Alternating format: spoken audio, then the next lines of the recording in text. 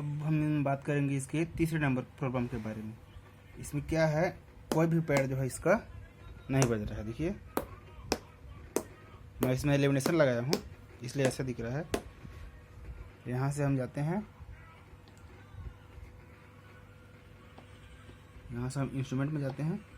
देखिए यहाँ पर दिखा रहा है 1 नंबर, और हम इधर कोई भी पैड को हिट करते हैं तो नहीं बज रहा है। इसका किसी भी पैड का साउंड नहीं आ रहा है। देखिए यहाँ किसी भी पैड का साउंड नहीं आ रहा है। यहाँ पे ये जो है एडिट मोड पे है।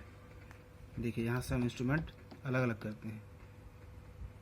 तो ये हो गया इसका तीसरा समस्या, इसका कोई भी पैड जो है साउंड नहीं दे रहा है।